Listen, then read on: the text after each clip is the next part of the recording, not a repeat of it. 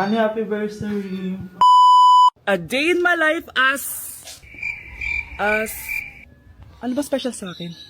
Guri-guring-guri. Kura-guring-gura. Game 1. Bawal ang malapit na ma-dropout sa school. Yo, di ako yun ha. So for today's agenda, may pupuntahan tayo. So secret muna. Pero sasabihin ko na. Ano ba talaga?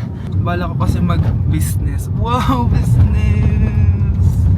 OA. So hindi ko muna sasabihin kung anong business yon. Mind your own business muna. So guys, dahil anniversary na namin ni Honey Bunch bukas, bibilang ko siya ng flower and cake. So nandito na tayo sa flower shop ngayon. Ayan na guys, so nakabili na tayo. So pinili ko pink roses and ganito yung design niya. 12 pieces to guys kasi in each month, mahal ko siya. So 12 months, gets nyo ba? Wala. Happy anniversary Honey Bunch. I love you so much. Sana magkaanak na tayo. So bibili ako ng cake para kay Honey Bunch. 2 cake yung binili ko. Tapos ito yung papadedicate ko. Ate, pwede ba to? Guys, yung mukha ni ate parang gusto niya sabihin sa akin na sana sinend mo na lang yan sa messenger. Seryoso ako. Gusto ko talagang padedicate yun sa cake. Sa mga nagtatanong kung kapatid ko ba to, hindi ko po yun kapatid. O sige na, mag-promote ka na. Shoutout po sa akin. O, diba? May bayad yung promotion dito. Kala mo libre lang yun. Sige na, ipapromote na kita. Ilalagay ko na lang sa bicep mo yung TikTok mo. Ayan. So guys, nandito na tayo sa labas ng bahay. Bigay na natin to kay Honey Bunch. Happy anniversary! May cake ka. Honey, happy anniversary!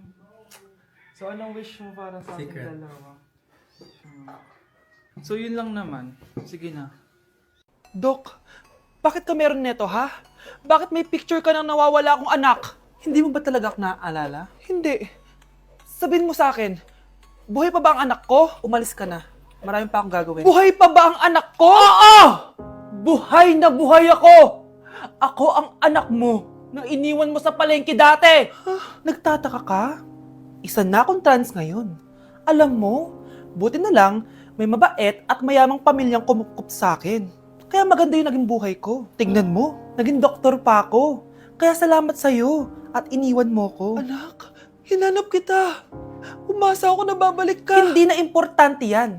Ayaw na kita makita at hindi na kita kailangan. Kaya umalis ka na! Hello po. Kamusta po yung pasyente? Dok, si nanay naman yung nagkasakit. Kamusta na siya? Okay naman. Sa iba ko na lang siya ipapaasikaso, ha? Anak? Anak, please! Bakit anak tawag mo sa kanya, Nay? Sure ka ba na habang buhay ka magagalit sa nanay mo? Nakita ko results niya kanina. Anytime, pwede siya mawala. Magpapahangin lang ako. Nasaan na sila? Hello, nurse? Nasaan yung pasyente dito sa room 214? Anak? Ako ba hanap mo? Nay, akala ko may masamang nangyari na sa'yo. Anak, hindi na kita iiwan. Good news! False alarm lang pala yung nakita namin result sa nanay mo. Ibig sabihin, magiging okay siya. Salamat naman. Nay, ayoko na mawala ka sa akin, ha? Yay! May ate na ako! Nay, sorry. Napagastos ka pa tuloy sa pagpapa-hospital sa akin. Ano ka ba, anak? Nawala na nga sa akin yung kuya mo, di ba? Ayoko namang mawala ka din sa akin. Hello po, good morning. Dok, ano po balita? Makakalabas na po ba si Scarlett bukas? Ma'am, may good news po ako. Pwede na po lumabas si Scarlett bukas. Salamat sa Diyos! Hindi na ako magiging pabayang ina. Ayoko na maulit yung nangyari sa kuya mo. Nay, ano pala nangyari kay kuya? Hindi mo pa nakakwento sa akin yun. Ha? Bata pa yung kuya mo, anak, nung nawala ko siya sa palengke. Mare, magkano tong sitaw? 50 na lang sa'yo, Mare. Ang mahal naman, Mare. Pwedeng 20 na lang to. Mga laruan ba yun? Ang ganda na na. O siya, sige na. Kumare naman kita eh. Ayun yung gusto ko sa'yo eh. Tara na, anak. Anak, anong lugar na to? Nasaan yung batang yun? Nasaan na si nanay? Nay! Anak! Ate, may nakita po kayong bata dito? Ay, wala po akong nakita eh.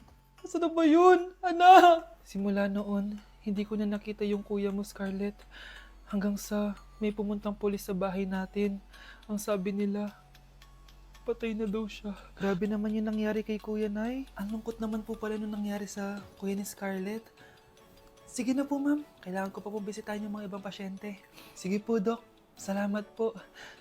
Anak, ang importante, makakauwi ka na bukas. Opo, Nay. Makakapag-thirst trap na ako ulit.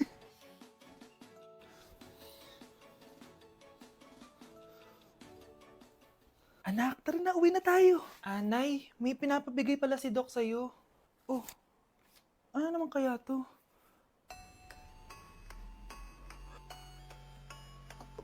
Paano nangyari yun? Trigger warning, kung takot kayo sa tahi, huwag niyong papanoorin to. So may nag-comment, bago ko sagutin yan, gusto ko lang sabihin na Happy New Year everyone! Tapos na yung 2024. So, answering the question, ano po yung nasa labi niyo? Tinahi po yung labi ko. Ang ginawa pong surgery sa akin is lip reduction surgery. So, pang 5 araw na to guys, and as you can see, hindi ko na ilalapit kasi baka matakot talaga kayo. Bakit ako nagpa-lip reduction surgery? First of all, siguro lahat naman tayo may insecurity. And kung di nyo napapansin, malaki talaga naturally yung labi ko. Mas malaki yung sa taas compare sa baba. So, hindi siya proportion. Actually, dapat hindi ko na siya itutuloy. Pero may isang bagay kung bakit ko siya tinuloy. And yung number 2 reason ko is palagi ko siyang nakakagat whenever na kumakain ako. So, dahil nga malaki yung labi ko, marami laman sa loob. So, kapag ngumunguya ako, nakakain ko siya. Ang tendency, hindi nawawala yung singaw ko. And lumalaki yung singaw ko kasi palagi ko siyang nakakagat. Imagine, hindi lang isa, hindi lang dalawa ko siya beses nakakagat, kundi siguro mga 5. Ganun kalala. So, dugong-dugo talaga. Kaya tinuloy ko na rin siya para finally mabawasan na yung laman niya sa loob at sana hindi ko na siya makagat in the future. Pero syempre, para mas maging confident na rin ako sa mga pictures. Kung nagtataka kayo kung bakit after Pasko or December 26 ako nagpa-surgery, is yun yung earliest na appointment na pwede yung doctor ko. And yun na yung ginrab ko since kailangan kong gumaling before ako bumalik sa school. Kasi di naman ako pwedeng bumalik sa school na nang ganito yung sitwasyon ng bibig ko. Paano ako magre-report, diba? Ito na ata yung sinasabi nilang New Year, New Me.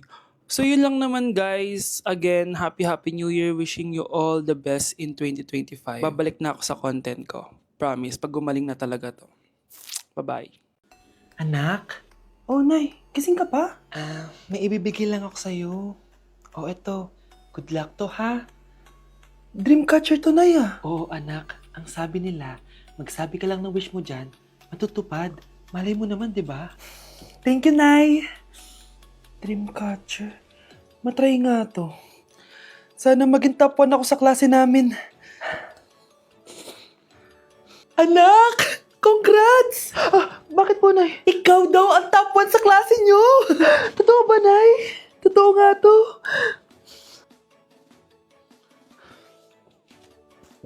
O anak, saan ka galing? Nag-apply ako sa trabaho.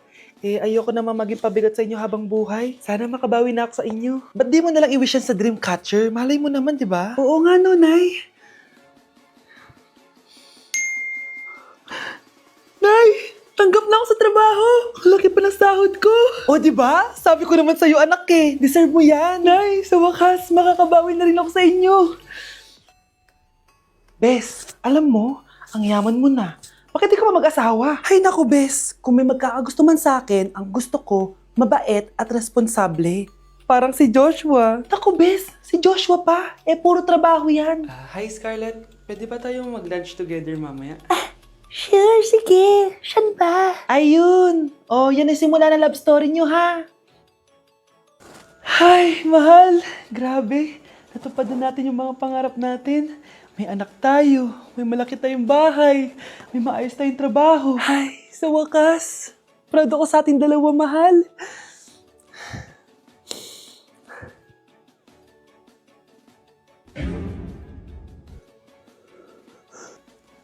Mahal?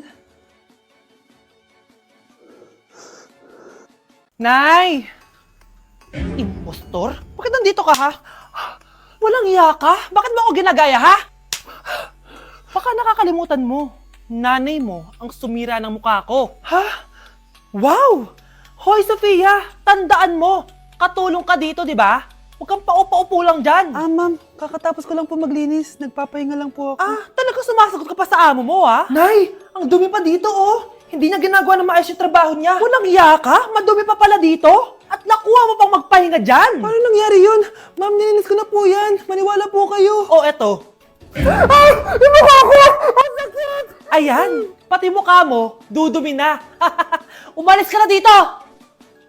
Tatanggalin na natin ha. Buti na lang talaga mabilis kang gumaling. O ayan, kuhang-kuha yung mukha ng pinapagaya mo. Dok, kamukha ko nga siya. Pinag-ipunan ko talaga to. Nagtataka lang ako. Yung ibang tao, mga artista yung pinapagaya ang mukha.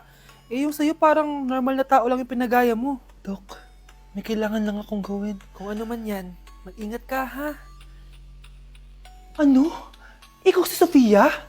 Napakawalang ya mo din eh, no? Niloko mo pa kami! Mas walang ya kayo, mga hayop! Nay, baka gusto niyo ulit mabuhusan ng asido sa mukha? Asido? Gusto mo ng round 2? O eto, round 2! Ah! Sige, ibuhos mo! Naka-live ako, oh. Ipakita nyo kung sino talaga kayo! Ano? Alisin mo yan? Ano? Takot na kayo, no? Tignan ko na lang kung hindi kayo masisira sa mga tao. Hindi kami pwede masira.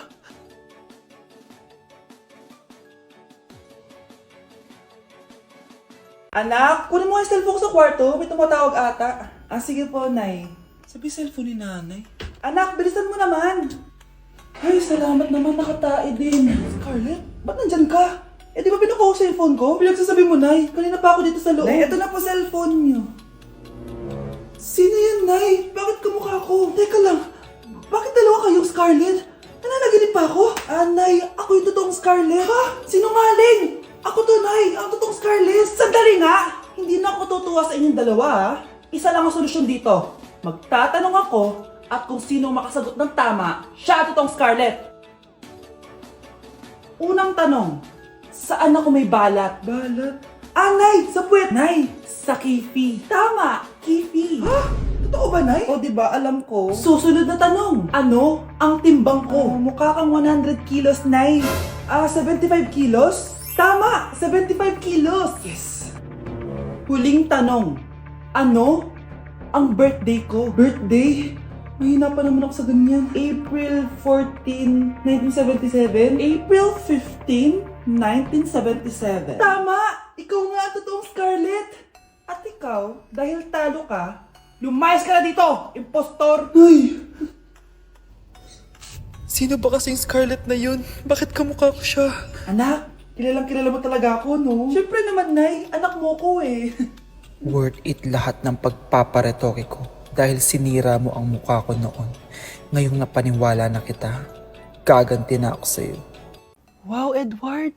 Ang ganda naman ng bahay mo. Simula ngayon, Scarlett. Dito ka natitira, ha? Masanay ka na. Matanong ko lang, bakit pala gusto mo akong panagutan? Eh, di ba iniwan mo na ako? Scarlett, hindi naman talaga kita iniwan. Alam mong, kinailangan ko lang sumama ng matagal sa ibang bansa. Kasama yung mga magulang ko. Ang importante, nandito na ako, Scarlett. Bubuo na tayo ng pamilya. Ang sarap naman pakinggan nun. Oh, Scarlett, bakit? Ang sakit ng tiyan ko! Ha? Teka lang, tatawag ako ng nurse, ha? Diyan ka lang. Edward. Buti na lang dumating ka, tita. Ako, Edward, salamat sa pera, ha? Makakasiguro kang kay Scarlett Lato mapupunta. Bakit nandito yung babaeng yan, ha? Paalisin niyo yan! Ha? Anong nangyayari? Scarlett? Anak, di mo ba kilala? Nanay mo ko. Hayaan mo, baka dala lang ng pagbubuntis niya. Tawag lang po ako ng nurse, ha? Scarlett, dyan ka lang, ha? Edward, wag mo akong iwan, please! Wag mo akong iwan dito sa babaeng to! Akala mo ba makakatakas ka sa akin? Binigyan ako ng malaking pera ni Edward, oh. Nakuha ko ng gusto ko. Ngayon, pwede ka na mawala. Nay, wag po, please. Scarlett, pigilan niyo babae niyan! Brianna? Tita, anong ginagawa niyo kay Scarlett, ha? Wala. Ina-adjust ko lang yung unan niya. Napakasama mo, tita. Sariling anak mo, papatayin mo? May ipapakulong ako dito. Ano? Kulong? Edward, nakatakas siya. Scarlett, hayaan mo na siya. Hindi ka na niya pwedeng saktan, ha? Paano yung pera? Buti na nakatakas ako. At least may cheque naman ako. Nasaan na yun? Nasaan na yung cheque? Ito, oh. Naiwan niya. Thank you, Edward. Masaya ako para sa inyo, ate. Scarlett, Brianna, hanggat nandito ako, poprotektahan ko kayong dalawa.